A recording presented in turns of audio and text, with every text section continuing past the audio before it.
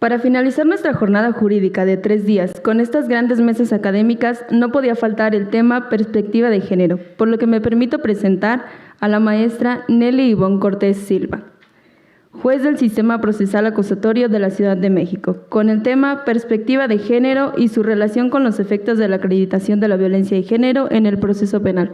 Adelante, maestra, le cedo el uso de la voz.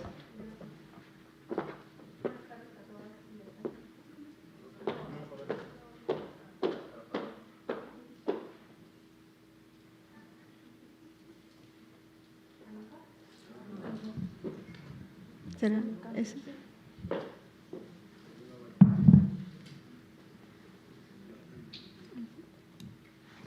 ¿Ahí sí? Gracias, buenas noches a todas y a todos. Agradezco la invitación, la oportunidad de estar con ustedes en la Escuela Federal de Formación Judicial. Gracias al doctor Aboites por esta oportunidad.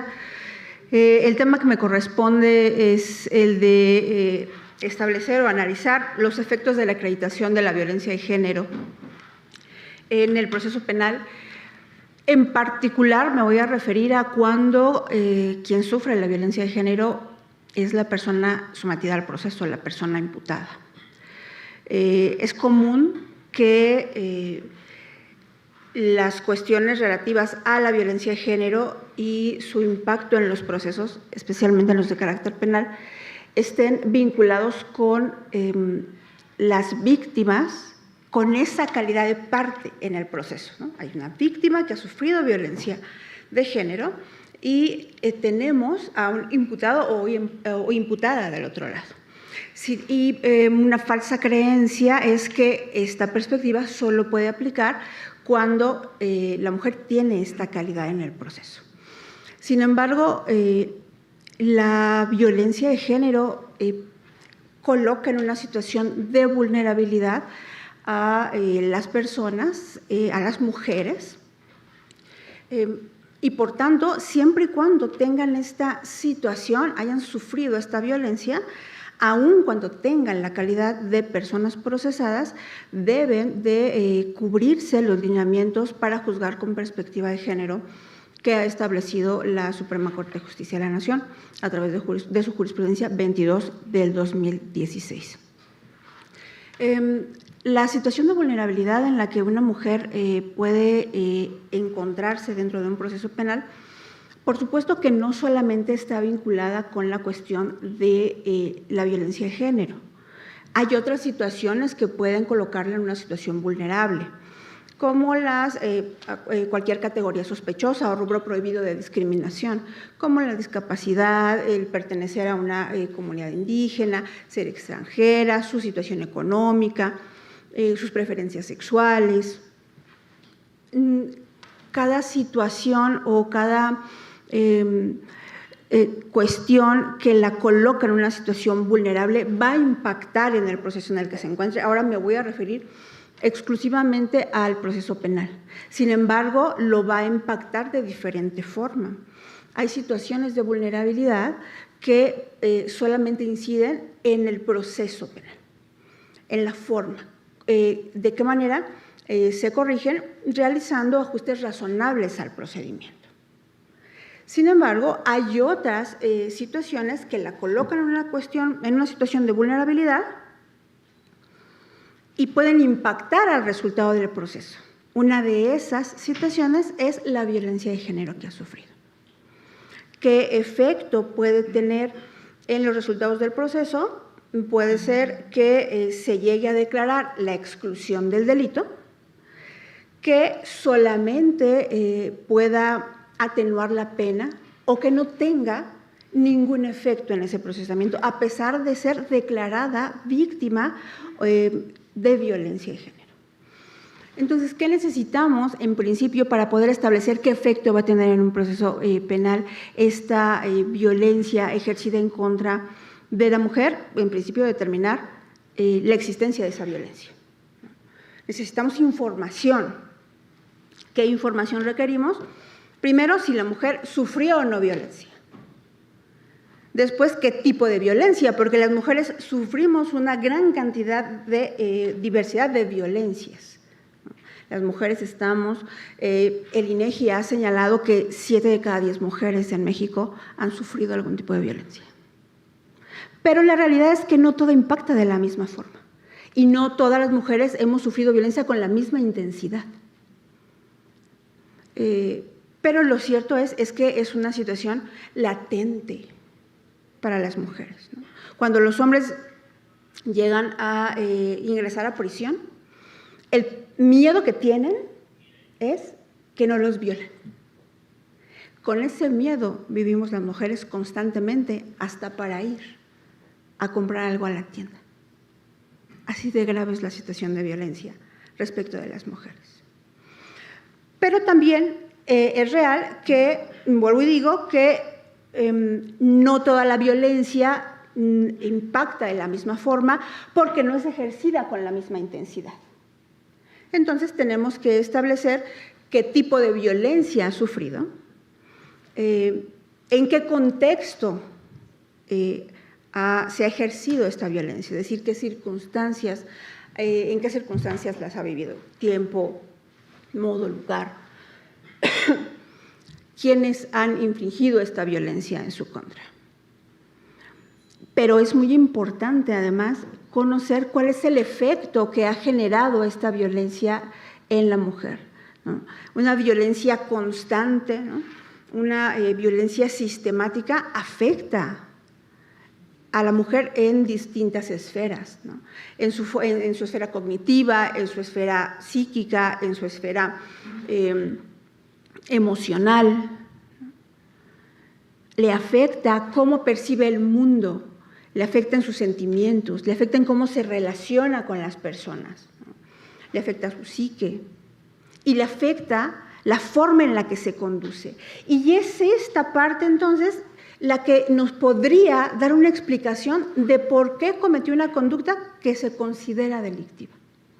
Entonces, no solamente es necesario saber qué tipo de violencia sufrió, sino los efectos que ésta pudo o no tener en ella y cómo es que está relacionada con la conducta que se le atribuye.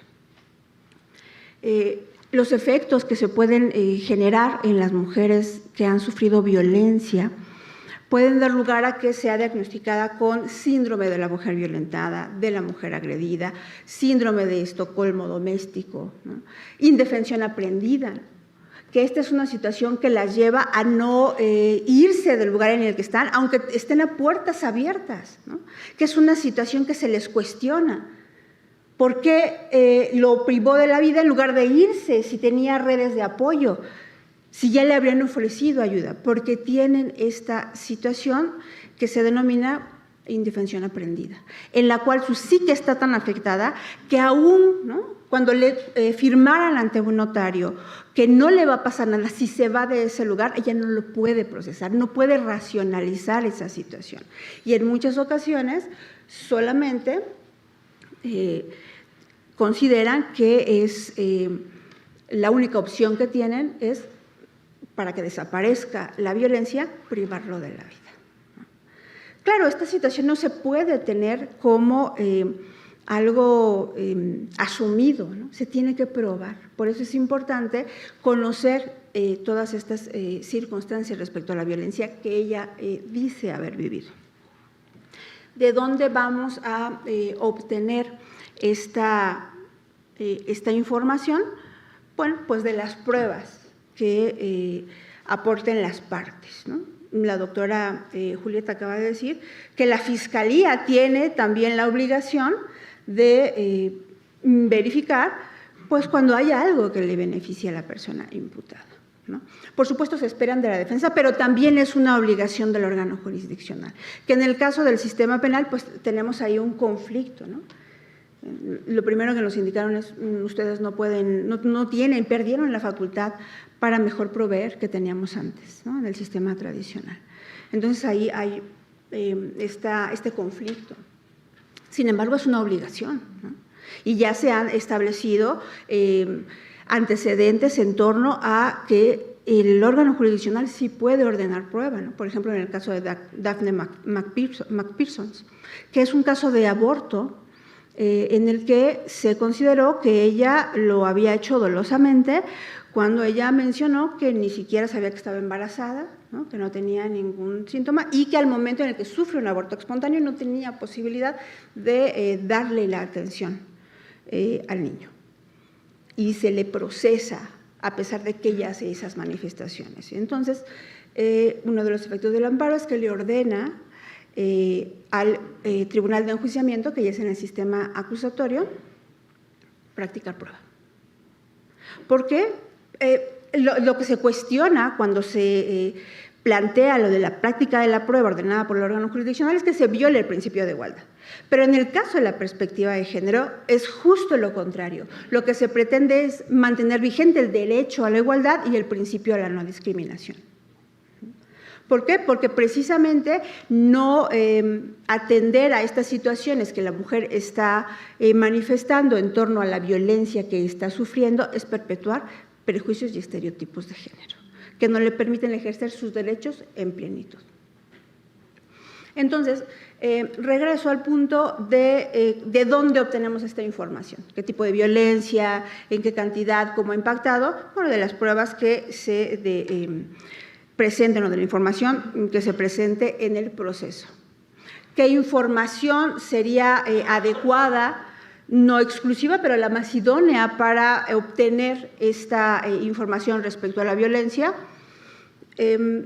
Como es importante el contexto en este tipo de situaciones. El contexto es sumamente importante, ¿no? El contexto tanto objetivo como subjetivo, ¿no? ¿A qué nos referimos con el contexto objetivo? A las situaciones generalizadas ya aceptadas respecto de ciertos grupos, ¿no?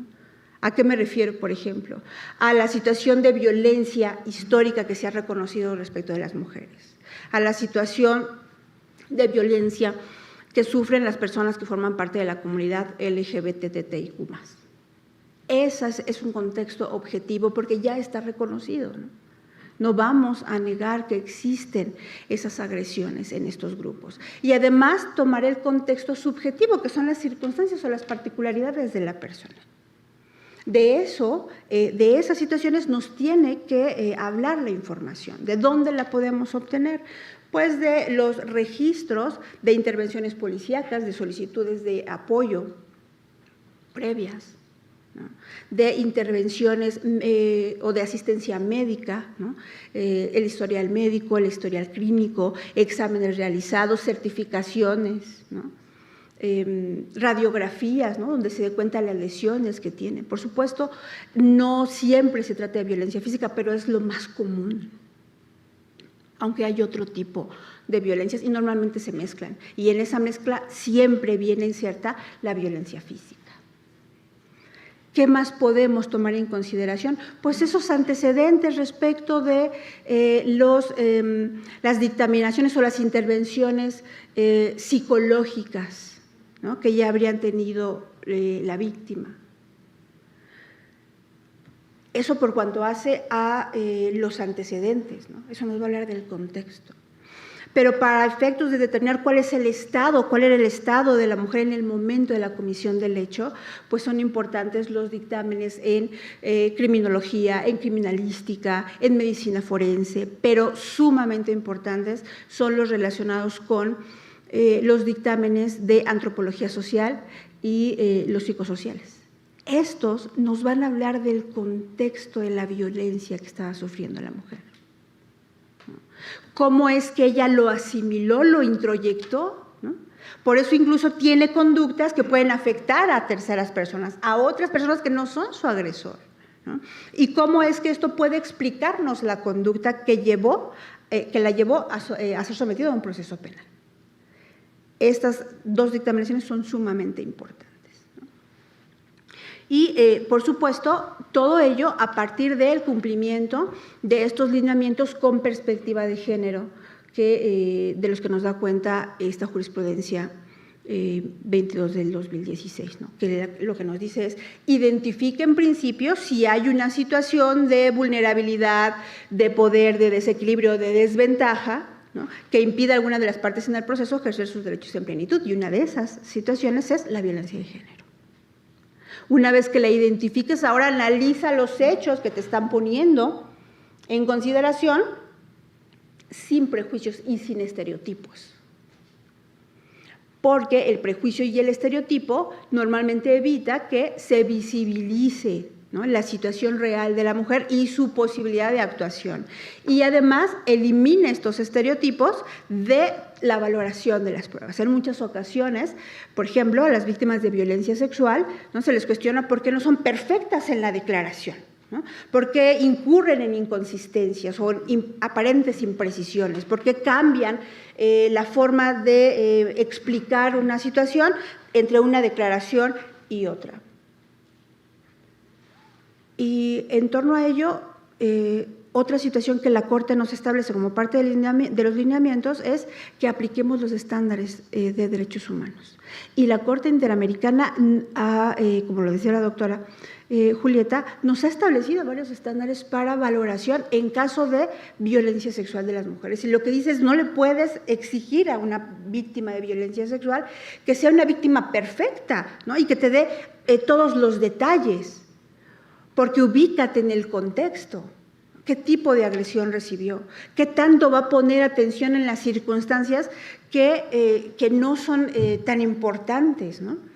Lo que tú puedes considerar como una incongruencia o una inconsistencia, porque cambia, ¿no?, la forma de expresarse, puede ser un giro de lenguaje, puede ser o puede explicarse por su situación en particular, ¿no? Por ejemplo, en el caso de Valentina Rosendo Cantú e Inés Fernández Ortega, lo que se decía es, son mujeres que forman parte de una comunidad indígena y su forma, para ellas era indistinto decir que se trataba de una violación o de un abuso. Finalmente estaban refiriendo lo que habían vivido y en el contexto era una forma de expresarse a partir, ¿no?, de su situación, porque además ni siquiera hablaban en español. Y habría que ver entonces si la traducción que se estaba haciendo era fiel a lo que ya se estaban refiriendo. Entonces, a esos estándares se refiere, ¿no?, cuando hagamos la valoración respecto a lo que está, a la información que se nos está presentando.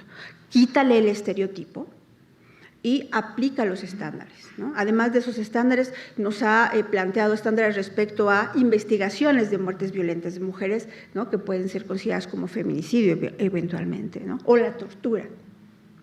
A eso se refiere la Corte cuando establece estos lineamientos. ¿Por qué? Porque cuando le quitamos el estereotipo a la situación, eso da lugar a que exista un impacto diferenciado en la resolución, ¿no?, a que la determinación sea diferente a lo que hubiéramos resuelto si dejamos el estereotipo. Por ejemplo, cuando una mujer es consignada por el homicidio de su pareja, por ejemplo, ella dice que lo hizo mientras estaba siendo agredida o porque había sufrido, ¿no?, de tiempo atrás, a veces años, violencia de género, y la Fiscalía decide dejar eso de lado. Y lo que dices, pues eso no está probado, eso dices tú. Pero yo aquí tengo un muerto, una persona que dice que lo mató, porque normalmente ellas dicen, sí, yo lo maté. Y empiezan a platicar las situaciones. Dicen, bueno, yo tengo aquí un muerto, todas las cosas que me dicen que está muerto, que se murió porque lo disparó, o lo acuchilló, o lo envenenó. Y tú dices que si lo mataste, tengo suficiente para vincular a proceso. Se cumple el estándar del artículo 316 del Código Adjetivo de la Materia. Y dejo de lado lo que ella está diciendo. Eso es dejar inserto el estereotipo. ¿Cuál es el estereotipo en ese caso? Ignorar esa información. Normalmente este tipo de circunstancias, no siempre hay un móvil, pero sí hay una razón, ¿no?, por qué ocurren los hechos delictivos. Y en este tipo de circunstancias, el estereotipo se actualiza porque lo que dice la Fiscalía es, pues lo mató.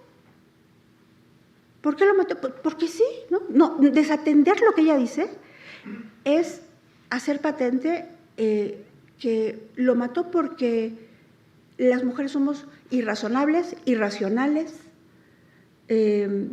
¿no?, que actuamos sin sentido, ¿no?, viscerales. Básicamente lo que dice, ¿por qué lo mató? Porque está loca. ¿Por qué más? Ese es el estereotipo, ¿no? Claro, ¿no? Porque había luna llena, ¿no? Porque, no sé, ¿no? Ese es el estereotipo. Porque ella está dando una explicación que no se está tomando en cuenta. Ese es el estereotipo. Entonces, cuestionar los hechos sin estereotipos, quitar el estereotipo. Oye, pero es que la gente racional no anda matando a sus familiares, no a la gente que quiere, a su pareja, ¿no? Tiene que haber una razón. Vamos a ver si lo que ella dice es verdad. Puede no serlo, ¿eh? Puede no serlo. Pero, al menos, aplica el estándar, ¿no? Entonces, nos dice, cuestiona los hechos y valora las pruebas sin los estereotipos y los prejuicios. Y después analiza el derecho y la forma de aplicarlo también sin estereotipos, porque las normas en ocasiones son neutras, pero a veces aparentan neutralidad. Entonces, cuando las leemos decimos, pues sí, como que se le puede aplicar a cualquier persona y no genera un impacto diferenciado. Es decir, que tenga efectos diferentes, ¿no? Si es hombre o mujer o si tiene características diferentes. Pero sí. ¿No? Cuando ponemos un poco más de atención, sí hay impactos diferenciados, ¿no? La Ley General de Salud, por ejemplo, tiene una norma, un artículo que dice que si la mujer casada se quiere inseminar, requiere permiso del marido. Y entonces uno dice, claro, lo que pasa es que los hijos nacidos dentro del matrimonio se presumen de los dos y entonces eso le va a generar obligaciones al esposo. Se entiende, ¿no?, que se requiere el permiso. Pero habría que ver si no hay otra forma, otro medio por el cual esa persona pudiera excluirse de las obligaciones por la presunción de paternidad, y si lo hay, el desconocimiento de paternidad. Entonces, si hay otro medio por el cual el marido se pueda excluir de la obligación, quiere decir que entonces esta restricción implica únicamente que se está vedando el libre desarrollo de la personalidad de la mujer, que probablemente sea el único medio que tiene para tener el hijo. Entonces, cuando a esto se refiere, el lineamiento, cuando dice analiza la ley para ver si no tiene algún estereotipo expreso o tácito. Ahora ya son más tácitos, no, ya no tan expresos. Antes tenían incluso frases ofensivas, ¿no? Incapaces, ¿no? Y más. Ahora ya no son tan evidentes y son más difíciles de encontrar. Y por eso hay que hacer el análisis correspondiente. Pero también hay que hacer el análisis de cómo voy a aplicar esa norma de manera que no genere un impacto diferenciado en las personas, de manera que a uno lo afecte de tal manera que lo discrimine. Aplicando, por supuesto, los estándares de derechos humanos a los que ya me referí. Y finalmente, lo que nos indica la Corte es, emite la resolución utilizando un lenguaje libre también de estereotipos, porque el lenguaje, por supuesto que es importante, ¿no? El lenguaje no solo visibiliza, sino que también resignifica y dignifica a las personas, ¿no? Y la resignificación es importante.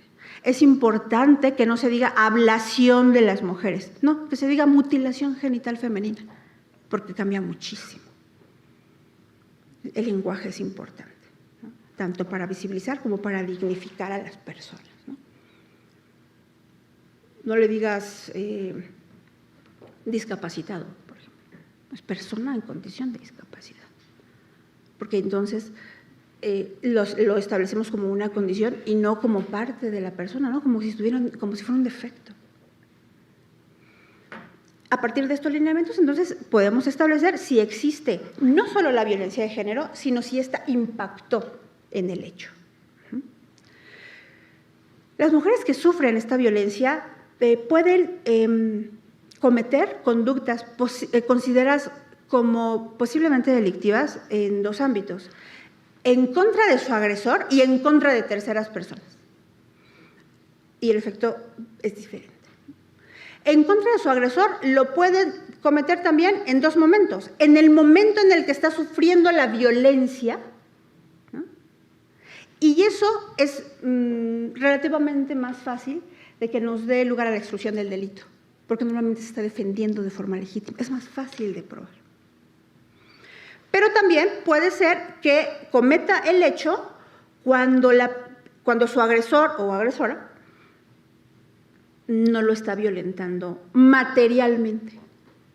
¿Y por qué digo materialmente? Porque las mujeres que sufren violencia constante están todo el tiempo, ¿no?, en esta situación de violencia, todo el tiempo. Entonces está latente, ¿no? Formalmente ahí está, aunque materialmente no se está gestando ningún acto de agresión. Normalmente ocurren estos hechos delictivos cuando la persona está dormida o no está agrediéndola, ¿no?, desde el punto de vista común de la agresión, ¿no? Está ahí, ¿no?, como que no haciendo nada, haciendo sus cosas. Y esto es un poco más complicado, ¿no?, de explicar. Bueno, pero es que no te estaba haciendo nada. Estaba dormido y lo mataste, ¿no? Sí, lo que pasa es que la información, ¿no?, las dictaminaciones nos tienen que decir es que ella estaba tan afectada, ¿no?, que fue la única forma en la que pudo concebir la forma de salir de esa situación, ¿no?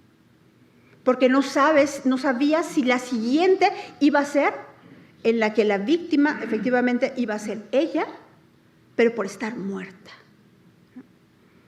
Y estas situaciones son complicadas porque las víctimas de violencia además sienten pena, ¿no?, se esconden. Por eso a veces no hay tanta información, no hay tantas pruebas, porque esconden la situación, ¿no? No lo dicen, tapan sus huellas, sus lesiones, ¿no? Les preguntan qué le pasó y dicen que se cayeron y se caen 27 veces, ¿no?, en un mes, ¿no? Yo quita el escalón. Y porque les da pena, ¿no? Las víctimas vivas callan muchas cosas. Las víctimas muertas lo dicen todo con su cuerpo. Entonces, tenemos estas dos situaciones. ¿Cómo puede explicarse cuando hay un delito respecto de su propio agresor, pero en un momento en el que no está materialmente la agresión, como la inexigibilidad de otra conducta? Porque ya están tan afectadas que ya no pueden, racionalmente ya no pueden actuar de otra forma, porque podrían irse. Sin embargo, por esta indefensión aprendida que tienen, ya no lo ven como una posibilidad. Otra situación que puede ocurrir es que cometan el hecho respecto de alguien que no es su agresor o agresora. Y esto puede ocurrir respecto de tres situaciones. Respecto de una persona diferente, pero en el contexto de la violencia. Es decir, ella está siendo violentada, pero el delito no lo comete, o el hecho no lo comete respecto de su agresor, sino de terceras personas. Por ejemplo, como un acto de supervivencia, ¿no? O lo matas tú o te mato yo. Pues lo mato yo. Como un acto de supervivencia. O como parte de la coacción, ¿no? Y entonces cometen el delito en contra de esa otra persona que no es su agresor. Esto podría dar lugar a que se excluyera el delito por inexigibilidad de otra conducta, o bien podría generar atenuación de la pena. Por ejemplo, las mujeres que son violentadas constantemente y el delito lo cometen, o el hecho, en contra de sus hijos. Ahí habría que tener información sumamente detallada respecto a cómo podría explicar la violencia que ella sufre respecto a la violencia que ejerció en contra de sus hijos, ¿no? Y sobre todo, ser sumamente cuidadosos en no caer en el estereotipo de la buena madre, porque ese estereotipo es sumamente peligroso, ¿no? Es el estereotipo que le asigna a las mujeres poderes sobrenaturales y que todo lo tienen que aguantar y que todo lo pueden. Entonces, habría que ser cuidadosos para determinar si sería una causa excluyente o simplemente una atenuación de la pena. También se puede ocasionar esta conducta respecto o generar una conducta y generarse un delito aparentemente no relacionado con la violencia, ¿no? Pero que puede ser su consecuencia. Bueno, que puede ser su consecuencia. Por ejemplo, cuando las mujeres son víctimas de trata de personas y las obligan a consumir narcóticos y se vuelven adictas. Y después cometen delitos contra la salud, por ejemplo, el comercio. No está aparentemente relacionado, pero es su consecuencia. O cuando con motivo del delito adquieren una fobia, ¿no? A veces están tanto tiempo privadas de la libertad que se vuelven claustrofóbicas. Y entonces en una situación de encierro pueden cometer un delito en contra de una persona y ahí no se les podrá exigir una conducta distinta por la fobia que adquirieron, ¿no? Parece que no está relacionado, pero es consecuencia de la violencia que sufrieron. O finalmente cometer ese hecho en una situación en la que ya no están sufriendo la violencia, fuera del contexto de la violencia, ¿no? Y ahí normalmente no hay una explicación que pueda dar lugar a la exclusión del delito, porque aun cuando se les reconozca como víctimas de violencia, en ocasiones ha pasado mucho tiempo, ¿no? Por ejemplo, en el caso de Juana Barraza, ¿no? A la que denominaban Mataviejitas. Ella está reconocida, claro, como víctima de violencia, ¿no? Su mamá la vendió a no sé quién y después sufrió violencia sexual constantemente, pero ¿cómo eso podría justificar los delitos o las conductas que finalmente cometió? Entonces, no siempre el hecho de que una mujer sufra violencia de género va a explicar o va a justificar el delito como tal, ¿no? Entonces, ¿qué efectos puede generar? Pues puede generar que se excluya el delito, ¿no? Que se atenúe solamente la pena o que incluso no tenga ningún efecto. Pero el punto es que se le permita, ¿no? Ejercer sus derechos a través de estos lineamientos con perspectiva de género. Hay que desmitificar el uso de los lineamientos con perspectiva de género, porque normalmente se cree que tienen por objeto darle a las mujeres más derechos de los que tienen, ¿no? Beneficiarla indebidamente, sesgar la resolución en su favor, ¿no? Y no es así, solamente lo que se pretende es que puedan ejercer sus derechos en plenitud, ¿no? Al respecto, me gusta una frase de la jueza, una jueza paradigmática de la Corte Suprema de los Estados Unidos, Ruth Bader Ginsburg, que decía respecto a la igualdad de género: no pido favores para mi sexo, todo lo que pido de nuestros compañeros es que quiten sus pies de nuestros cuellos. Les agradezco su atención. Muy buenas noches.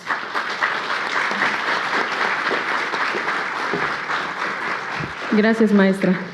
Finalmente contamos con la participación de la maestra Guillermina Matías Garduño, juez de control especializado en el sistema procesal acusatorio en el estado de Morelos, con el tema La perspectiva de género en el ámbito de la impartición de justicia. Adelante, maestra, por favor. Gracias, buenas noches a todos y dispénsenme por la tardanza. De verdad que estuve en el tráfico desde el 5:45, pero ya estamos aquí. Voy a prometer ya no tensarlos demasiado, veo que ya están concluyendo con este foro. Trataré de ser breve, ojalá cumpla las expectativas de ser precisa y concisa. Pues primeramente no pueden faltar los agradecimientos que tengo sobre la Escuela Federal de Formación Judicial por esta invitación, por la Asociación Nacional de Magistrados de Circuito y Jueces de Distrito de Poder Judicial, bueno, de esta región del primer circuito, y claro, por la gran barra de profesionistas en Derecho y peritos en Ciencias Forenses ACE. Les voy a comentar cómo voy a abordar la temática que les voy a plantear, porque lo que voy a abordar en mi caso sobre esta actualización de tópicos del sistema penal acusatorio y derechos humanos es precisamente la perspectiva de género en el ámbito de la impartición de justicia. Entonces, abordaré primero de manera genérica cuáles son los elementos para juzgar con perspectiva de género, de acuerdo a los parámetros que ha establecido la Suprema Corte. Ya después de ello, entonces abordaré ya 3 puntos importantes, precisamente para adentrarme a esta perspectiva de género en el ámbito de la impartición de justicia. Primero, estableceré pues, las obligaciones previas al análisis del fondo de la controversia. Acto seguido, las obligaciones específicas al momento de resolver el fondo de la controversia y finalmente las obligaciones genéricas sobre el uso del lenguaje a lo largo de la sentencia. Bien, por cuanto hace el primer aspecto de recoger cuáles son estos elementos que ha establecido la Suprema Corte de Justicia de la Nación, para poder juzgar con perspectiva de género y que ustedes ya conocen, nada más lo recordaré porque entonces eso me permitirá abordar los 3 aspectos que les acabo de indicar. En este caso, pues como ustedes saben, la perspectiva de género es una herramienta que tiene que utilizar todo juzgador de manera oficiosa, no importa que lo pidan las partes, a fin de verificar si existe una situación de violencia o vulneración por cuestión de género. Cuestión de género no importa si sea una mujer, puede también ser un hombre, puede ser una persona transgénero, etcétera. O sea, no específicamente es una mujer, que erróneamente a veces así lo identificamos. ¿Y cuáles son estos pasos que debe de seguir el juzgador, que ha establecido la Suprema Corte y que nos han servido en nuestras herramientas como juzgadores? Es primero identificar si existen situaciones de poder que por cuestiones de género expliquen un desequilibrio de las partes en la controversia como tal. En un segundo aspecto, pues tenemos que cuestionar los hechos y valorar las pruebas desechando estereotipos o prejuicios de género, esto a fin de visualizar las situaciones de desventaja o precisamente provocadas por condiciones de sexo o género. En un tercer paso que establece la Suprema Corte, son 6, ya casi acabó. En un tercer paso es pues, ordenar las pruebas necesarias para visibilizar las situaciones de violencia de vulnerabilidad, es decir, identificar si no se desahogaron las pruebas respectivas, para en todo caso el juzgador tiene que ordenar que se desahoguen de oficio. Y de detectarse precisamente una situación de desventaja por cuestiones de género, pues cuestionar la neutralidad del derecho aplicable y evaluar el impacto diferenciado de la solución propuesta para buscar una resolución justa e igualitaria, de acuerdo al contexto de desigualdad por condiciones de género. Asimismo, pues por supuesto, acorde al artículo 1 constitucional, toda vez que el parámetro de regularidad constitucional lo conforman la Constitución y los tratados internacionales de derechos humanos en que México es parte, pues entonces tendremos que aplicar los estándares de derechos humanos de todas las personas involucradas. Y finalmente, establece la Corte evitar el uso del lenguaje basado en estereotipos o prejuicios, el cual deberá reemplazarse por un lenguaje incluyente. Estos son los pasos que establece la Suprema Corte. Y hablando de cuestiones de género, nada más como dato, pues es importante lo apenas resuelto en sesión de 26 de abril de 2023 por la primera sala, donde pues establece por primera vez estándares para juzgar a adolescentes trans que protejan debidamente su identidad de género. Muy importante criterio, pues les paso el dato, es el amparo directo en revisión 5769/2022. Bueno. Teniendo en cuenta todos estos lineamientos, entonces abordaré el primer tema sobre esta pues, labor jurisdiccional sobre la perspectiva de género, cómo lo aplicamos en la impartición de justicia.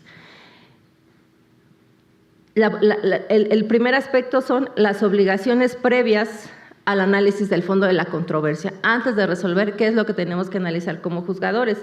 Entonces, pues tenemos que identificar si de acuerdo ya a estos pasos que nos da la Suprema Corte, ya trasladados a la práctica, pues tendremos que verificar si existen asimetrías de poder, contexto de discriminación o violencia o discriminación interseccional.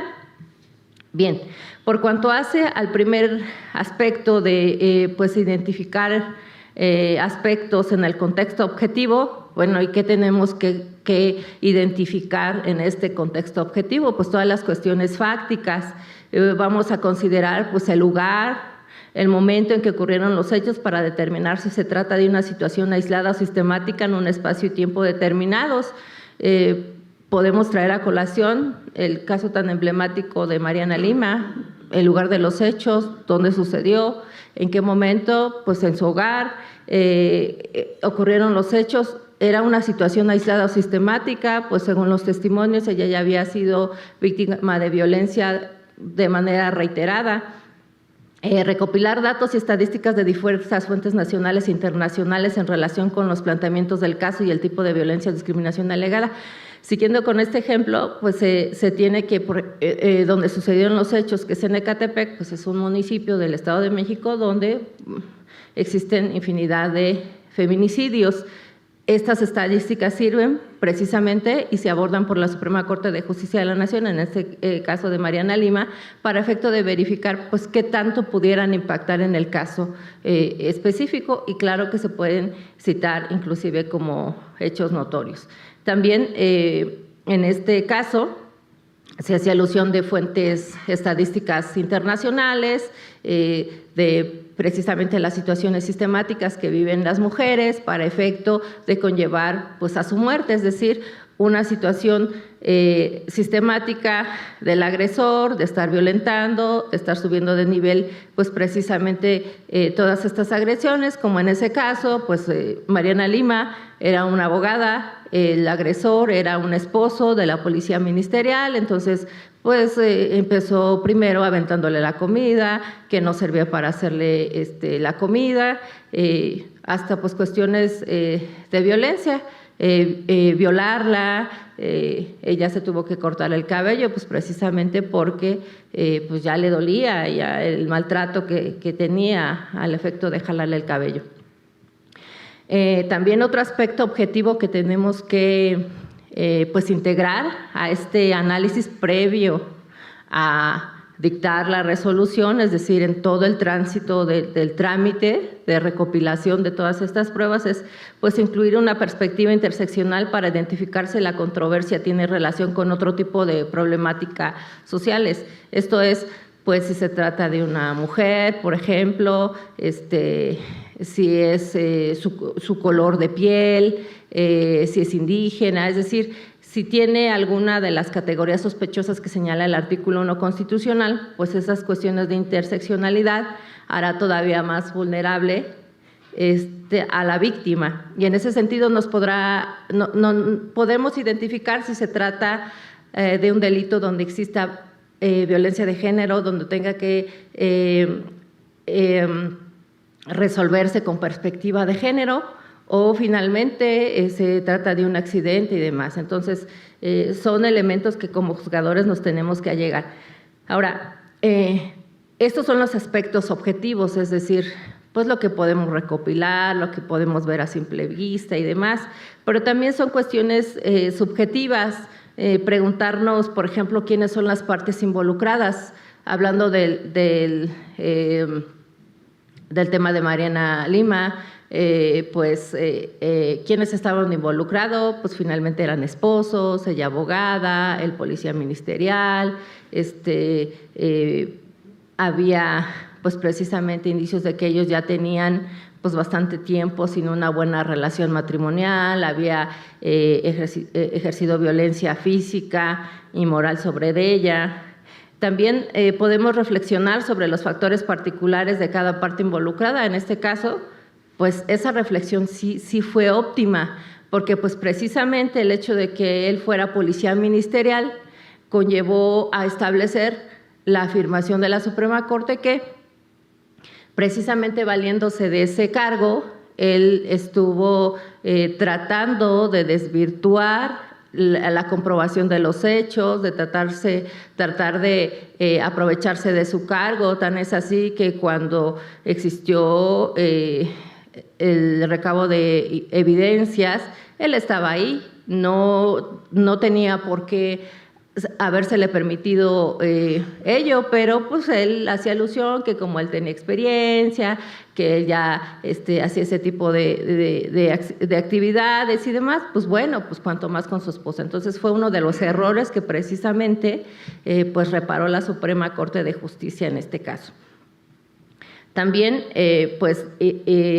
para efecto de pues identificar esta situación de género, podemos también advertir si existe una cuestión asimétrica de subordinación o dependencia, es decir, si la víctima estaba subordinada, si estaba sometida, si algo pasaba en ese ámbito para efecto de verificar que efectivamente se tiene que utilizar esta metodología con perspectiva de género.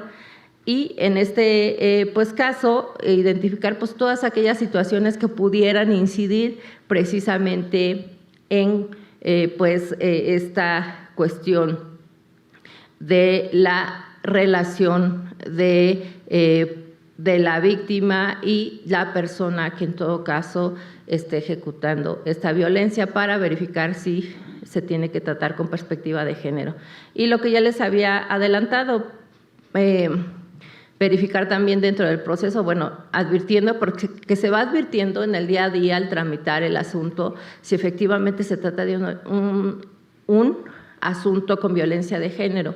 ¿Y qué nos corresponde como juzgadores? No esperar a que sea la alzada o el tribunal de amparo el que nos esté ordenando pruebas de oficio, sino verificar si precisamente todo lo allegado por las partes es suficiente para efecto de vislumbrar la decisión jurisdiccional e ir preparando, ir ordenando las pruebas de oficio. Aquí me detengo un momento, es muy cuestionable porque dirán, bueno, sí, todo eso escucha bien, pero estamos en el sistema penal acusatorio, donde existe pues equidad de partes, donde el talento de las partes es el que en todo caso prevalece en la teoría del caso y con virtud de ello, pues es que se gana o no el asunto. Sin embargo, me parece, y es una opinión personal, que aún con los principios que rigen el sistema penal acusatorio, también se deben de privilegiar el tema de derechos humanos. Entonces, el sistema penal acusatorio es una instancia, es un proceso penal que se rige por algunos principios, sin embargo, está más alto el estándar de los derechos humanos que me parece que tenemos que respetar. Esto lo toco a colación porque me imagino, han escuchado compañeros jueces que dicen, no, es que estamos en el sistema acusatorio y yo no puedo ordenar pruebas de oficio. Hay muchos compañeros que piensan ello, yo disiento de esa situación porque pues precisamente el juzgador es un juez interamericano y no debe de esperar a que entonces el juez constitucional le repare su actuar y finalmente pues están involucradas las víctimas en ese sentido y las injusticias que pudiéramos cometer en ese sentido. También, ya pasando por este primer punto que les abordé, ya voy con el segundo, ya voy a la mitad. El primero que acabo de hablar son las obligaciones previas al análisis de fondo de la controversia. Me voy sobre el segundo. El tercero es muy breve para mentalmente prepararlos, que ya casi acabamos. El segundo punto me parece que es importante, las obligaciones específicas al momento de resolver el fondo de la controversia. Ya cuando pasamos todo esto, preparamos el asunto, identificamos varias circunstancias, también se recabaron pruebas de oficio, entonces vamos a analizar el caso. Y entre ello, pues bueno, ¿qué se van a analizar? Los hechos y las pruebas, es decir, la cuestión fáctica y también cómo vamos a aplicar el derecho. Entonces, en este sentido, me parece que al momento de llegar a esta parte, debemos desechar cualquier estereotipo o prejuicio de género al momento de cuestionar los hechos y analizar las pruebas. ¿Cómo pueden impactar estos prejuicios o estereotipos? El estereotipo es el género, los prejuicios, pues precisamente son las particularidades que forman al estereotipo. Entonces, ¿cómo un juzgador lleno de estereotipos? Porque sí lo estamos, somos seres humanos y tenemos estereotipos. El punto es que los identifiquemos para efecto de que no afecte al momento de tomar nuestra decisión. Entonces, estereotipos tenemos todos, inclusive los juzgadores. Pero entonces, ¿cómo podemos hacer para que en un asunto esos estereotipos que tenemos como personas tengamos que dejarlos de lado? Bueno, me parece que en esta labor jurisdiccional lo que debemos identificar es si se considera relevante un hecho o prueba que no lo es sobre la base de estereotipos o prejuicios. Es decir, de repente como juzgadora estoy considerando que en un delito de trata de personas las víctimas eran féminas que se dedicaban a sexoservidoras. Entonces, pues digo, no, pues ¿cómo es posible que se estén quejando de que son utilizadas, que son víctimas de trata de personas? Pues ellas se dedicaban al sexoservicio. Ese es un prejuicio que tendría al respecto, porque eso no tendría nada que ver en ese sentido, y la Suprema Corte de Justicia de la Nación ya ha establecido que no se pueden admitir ninguna de esas pruebas que pudieran cuestionar precisamente la situación de la víctima. Entonces, si identifico, bueno, como juzgadora, eran sexoservidoras, sí, pero eso no importa. Ellas están siendo tratadas y explotadas en ese sentido. Bueno, pero pues ¿cómo dicen que eran víctimas de trata de personas? Pero si en todo momento tenían su teléfono celular y hasta tenían instrucción escolar, eran universitarios aunque vinieran de otros países. Entonces, ¿cómo es posible que no pudieron agarrar su teléfono, le hablaron a la policía y se fueron? Y además ellas declaran que constantemente las llevaban a diferentes hoteles, y entonces, ¿cómo no se pudieron haber escapado? No creo que sean víctimas de trata de personas. En ese sentido, es evidente que todas las personas podemos reaccionar de manera diferente ante una amenaza. Y eso, a veces, con esos prejuicios decimos, ¿cómo es posible que esta persona se esté dejando golpear por su pareja y por qué no se va de ahí? Bueno, sí, pero quienes estudian psicológicamente las reacciones y psiquiátricamente las reacciones de una persona, se advierte que no todas reaccionamos de la misma manera, que finalmente algunas se alejan, otras no, y otras se quedan hasta que las matan. Y tal es el caso de Mariana Lima. Mariana Lima era abogada, pero pues el día que lo quiso dejar, después de mucho tiempo, pues ella pues terminó en las circunstancias que ustedes ya saben, ¿no? Entonces, identificar que esos prejuicios que pudiera tener no pueden llevar a precisamente pues a tomar una decisión. Finalmente, no. Estás teniendo un prejuicio, eso no es una circunstancia por la que tú debas fallar y necesitas irte a los estándares jurisdiccionales y de derechos humanos. También, pues es importante no tener una visión estereotipada sobre el género, porque pues luego decimos, ay, bueno, pues es que un caso emblemático o una estereotipa, no quiero decir los nombres, pero ustedes lo van a identificar, al menos en los medios de comunicación, ¿no? Entonces, se le acusan a 2 personas de homicidio doloso porque ellas tenían el deber de cuidado sobre una persona masculina de la tercera edad.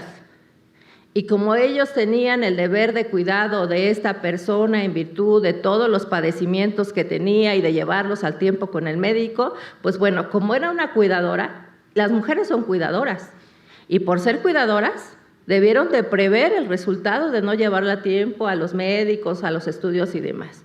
Y por ello la conclusión es, son culpables. A lo mejor no de manera dolosa, pero sí culposa. Y entonces vamos a seguirles un proceso por homicidio culposo. Entonces, eso es llevarnos a decir, es que no estamos identificando que precisamente estos estereotipos de género nos pueden llevar a una decisión errada, y son decisiones muy graves y muy grandes, porque pues se acaban familias, se acaban salud y se acaban vidas. Entonces, es una labor muy seria y muy de gran envergadura el juzgar a una persona con la seriedad y con todas las identificaciones que pudiéramos tener para efecto pues de juzgar de la manera más justa posible o mejor posible. Justa en el sentido del caso, porque pues al haber 2 o 3 partes, pues alguien va a tener que perder, pero que como juzgador lo hagamos de la manera más tranquila, en la conciencia posible, porque utilizamos todos los estándares que tenemos al respecto. Es muy importante, por ejemplo, al menos quiero citarles este criterio de la Corte Interamericana en la Casa Tala, Rifo y Niñas contra Chile, donde pues reconocen a nuestra Suprema Corte de Justicia de la Nación como pues precisamente identificando todos estos estereotipos es que juzga de manera correcta jurídicamente. Un párrafo, no les voy a leer mucho, es un pequeño fragmento. Dice la Corte Interamericana, en este caso Atala Rifo y Niñas contra Chile, en una sentencia de 24 de febrero de 2012. El párrafo dice así, muy cortito.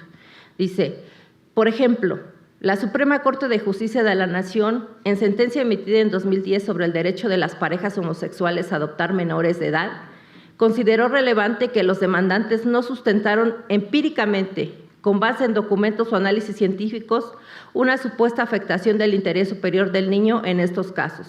Por el contrario, la Suprema Corte tomó en cuenta los estudios existentes sobre el impacto de la orientación sexual en el desarrollo del niño y consideró que en modo alguno puede sostenerse la hipótesis general de una afectación negativa en el desarrollo de los menores de edad que conviven con padres homosexuales. Además, la Suprema Corte indicó, ya estoy acabando, por ejemplo, que la heterosexualidad no garantiza que un menor adoptado viva en condiciones óptimas para su desarrollo. Esto no tiene que ver con la heterosexualidad o homosexualidad. Todas las formas de familia tienen ventajas y desventajas y cada familia tiene que analizarse en lo particular, no desde el punto de vista estadístico. Y les aseguro que varios de los que estamos aquí todavía tenemos este estereotipo de si es viable o no permitir la adopción o los hijos propios de personas o parejas del mismo sexo. Entonces, estamos avanzando, claro. Lo importante es identificar que tenemos este estereotipo y que es un estereotipo. Y entonces, ¿cómo tenemos que actuar ante ese estereotipo? Una cosa es lo que yo crea y otra cosa lo que en realidad tengo que juzgar y en realidad lo que pues empíricamente ya existe. Bien, en este caso también les hablo de algunas pues cuestiones que tenemos que aplicar también al momento de estar resolviendo, pues como sería pues aplicar el derecho, las premisas normativas. ¿Qué derecho vamos a aplicar? Pues conforme al artículo 1 constitucional, tenemos que emplear pues nuestro parámetro de regularidad constitucional, que lo forma, como indiqué al inicio, pues los derechos humanos contenidos en la Constitución y en los tratados internacionales en que México sea parte. En este caso, bueno, un ejemplo en materia penal sobre estas cuestiones de aplicar el derecho ad hoc con derechos humanos, existe un caso de la Corte Nacional sobre un delito, no recuerdo si tipificado o estaba tipificado en Chiapas o en alguno de los estados del sur del país. Entonces, en materia penal, ahí pues en un amparo se queja una persona, la persona tiene la calidad de periodista y existía el tipo penal en el sentido de que pues podría ser castigada una persona que diera difusión a las actividades de los órganos policiales de ese estado. Entonces, porque era cuestión de seguridad nacional en ese estado. Entonces, el periodista gana el asunto porque indica, una de mis labores es precisamente la libertad de expresión en cuanto a informar a las demás personas. Si entonces yo empiezo a dar como periodista la información de estos elementos policiales, ya sea buena o mala, finalmente yo pudiera configurar este delito. Y la Corte estableció inconstitucional precisamente este tipo penal, en el sentido de que, bueno, bajo esta situación de los derechos humanos, de que pues el periodista tiene derecho precisamente a la libertad de expresión y a transmitir la información que es del interés general, pues es evidente que pues estaba siendo una cuestión de discriminación hacia el periodista. Entonces, eso es lo que tenemos que evaluar al momento de establecer pues este ejercicio como juzgadores, y en este caso pues ustedes pues saben que existen infinidad de herramientas metodológicas para la adjudicación de derechos. Yo nada más se los voy a enunciar de manera muy breve, ustedes los conocen perfectamente, más que pues quien está hablando. Para efecto de adjudicación de derechos, pues saben que existe el test de proporcionalidad, el escrutinio judicial, que es pues prácticamente adoptado de Estados Unidos, la interpretación conforme y el test de igualdad. Entonces, bajo esos parámetros, pues podemos como juzgadores realizar la adjudicación de derechos. Y finalmente, el punto más corto. Después de todo esto, ¿qué tiene que ver aquí el uso del lenguaje a lo largo de la sentencia? Y no aquello de lo que muchos compañeros están de acuerdo, no, y es opinable si se le ponen las niñas y los niños. No hablo precisamente de ese lenguaje, sino del lenguaje en el sentido de que sea incluyente, no sexista y revictimizante, es decir, pues en este caso no utilizar estereotipos, el uso genéricos de masculinos como abstractos. Por ejemplo, desafortunadamente las acepciones o los significados iban en torno a legitimar, enaltecer al varón con todas las concepciones que se vienen arraigando desde hace mucho tiempo. Por ejemplo, si dijéramos ¿qué es un hombre público? Pues un hombre importante, un hombre que se dedica a labores trascendentes. Y si habláramos de una mujer pública, ¿qué se nos viene a la mente? Pues una mujer pública, pues una persona ligera, podríamos decir. ¿Por qué? Porque ya son estereotipos. Entonces, tratar de precisamente acabar con esas cuestiones estereotipadas. O un gobernante, pues según la Real Academia, es una persona que gobierna, y una gobernanta es una mujer que en los hoteles tiene a su cargo el servicio de un piso en lo tocante a limpieza de habitaciones. Entonces, pues mientras algo es muy alto, la mujer es muy baja, ¿no? Entonces, tratar de no utilizarlo. Entonces, pues las propuestas y de toda esta labor jurisdiccional que día a día tenemos como juzgadores, por ejemplo, estas cuestiones, estas expresiones que hacemos como la mujer de Pedro, en lugar de establecer el nombre y no como una cosa, ¿no? O no te has arreglado, bueno, pues si no soy automóvil, ¿no? Entonces, esas cosas de decir, bueno, es que ¿cómo te molesta si antes se decía? Sí, pero también hemos evolucionado en toda esta construcción, y en ese sentido, pues por ejemplo, indico algunas estrategias incluyentes. En cuanto a los sustantivos, si hablamos de la ciudadanía, podemos utilizar la ciudadanía y no decir los ciudadanos en masculino. Y por ejemplo, si hablamos de los niños, pues hablar de la niñez o la infancia y no de los niños. Si utilizamos pronombres, por ejemplo, les traje unos ejemplos. A veces el uso sexista que utilizamos es: los alumnos que tengan dudas sobre la materia deberán acudir a las tutorías, en lugar de indicar que cualquiera que tenga dudas sobre la materia deberá acudir a las tutorías. Al momento de emplear los artículos, estoy hablando de las sentencias, pero con ejemplos muy simples. Los artículos, la, lo, los, podrá ser el uso sexista, podrán optar al concurso los profesionistas con experiencia. ¿Y cómo lo pudiéramos modular? Podrán optar al concurso profesionistas con experiencias. También, pues, formas impersonales de los verbos. En gerundio, por ejemplo, el uso sexista: si los diplomáticos tuviéramos más competencias, mejoraría la gestión. Pudiéramos utilizar: teniendo más competencias, mejoraría la gestión diplomática. Y así, pues varias cuestiones que en este caso se los estoy dando como ejemplos cotidianos, pero en realidad son parte de las sentencias, y sí nos estamos fijando cómo las estamos redactando, de verdad. Estamos tratando de evitar, ¿y cómo digo esto y cómo lo cambio?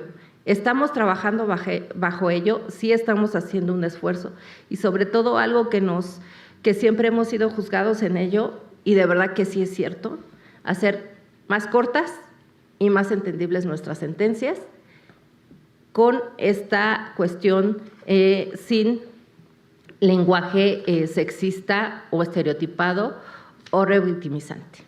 Pues les agradezco.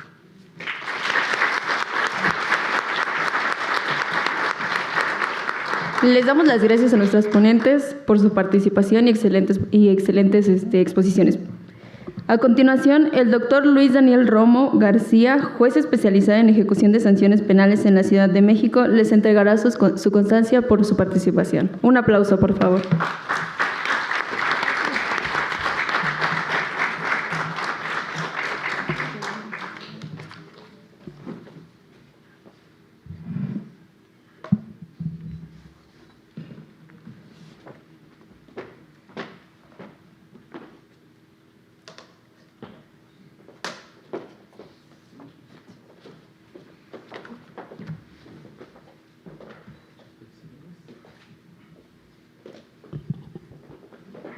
Un aplauso, por favor.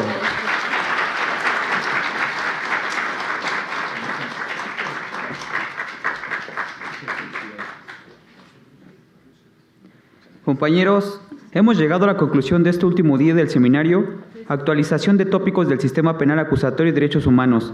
Agradecemos a todos y cada uno de ustedes su presencia con la cual hacen posible la realización de estos eventos. Y bueno, invito también que a los ponentes nos acompañen a la clausura para finalizar el evento y llamo también e invito al doctor Faustino David Aboites de la Cruz para que dé su mensaje de despedida. Un aplauso, por favor.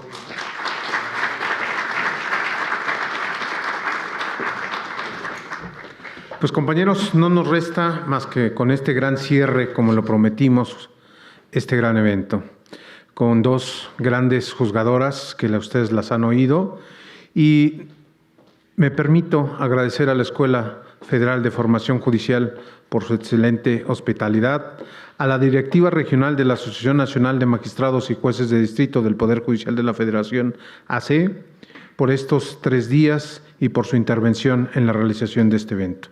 3 días donde desfilaron 28 ponentes, 12 mesas, entre jueces locales, federales, magistrados, jueces locales y federales, no solo de la Ciudad de México, ustedes lo oyeron, de Hidalgo, de Puebla, de Tlaxcala, de Morelos, y grandes académicos también tuvimos el día de hoy. Varios invitados especiales que estuvieron con nosotros y bueno, se trataron tópicos diversos del sistema acusatorio y derechos humanos y muchos quedaron en el tintero que nos obliga a seguir trabajando para mayor conocimiento. Pero no puedo despedirme sin agradecer al equipo de trabajo de la barra, a quienes les pido un fuerte aplauso, por favor, y sobre todo a ustedes mismos, que este aplauso también es para ustedes, que invirtieron su tiempo al estar aquí y en plataforma, algunos de varias partes de la República, incluso de algunos países. Muchas gracias. Que Dios los bendiga. Nos vemos en el próximo evento. Bonita noche.